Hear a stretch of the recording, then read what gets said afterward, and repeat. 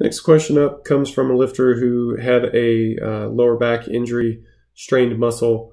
Went into a doctor and a physio, got it diagnosed as a strained muscle. Started the reintroduction protocol that we have discussed in past coaching call videos, and progressed pretty quickly from 15 to 30 to 45%. Said he's going to end with 60%, which would have been on last Friday, and is interested in knowing how to transition back into the regular lifting program. Wants to continue training for the competition on the 20th of August. So since there's a competition to consider here, I would pretty much pick back up with the plan. Adjust the weights based on your RPE, and don't be afraid to cut down the volume a little bit, especially during this first week.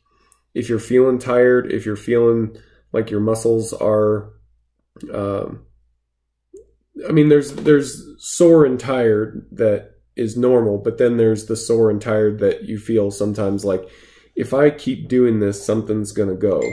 And if you have that sort of issue, then obviously change something. Cut the session a bit early. Give yourself a little bit of extra time to get back to your full and normal work capacity. So in general, you're going to want to pick it back up, because we want to get you back onto the regular plan so that you can peak in time for your competition.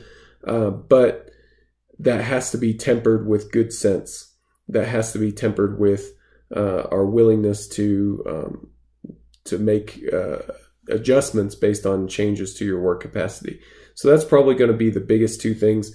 Adjust the weight on the bar, and don't be afraid to cut back on the volume that first week if you need to.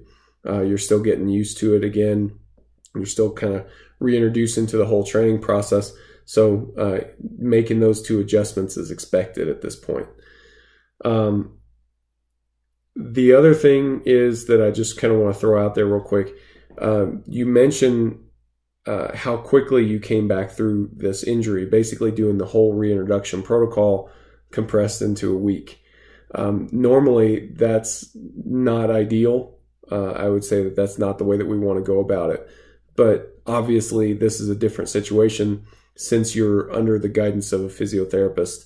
If you're under the guidance of a PT or a doctor or something like that, then you can be a bit more aggressive, assuming that your body is cooperating with that sort of aggressive plan, then you can do that. But for most people, if you're not, in that situation where you have somebody who's helping you with the comeback process, you're going to want to proceed through that a bit more slowly.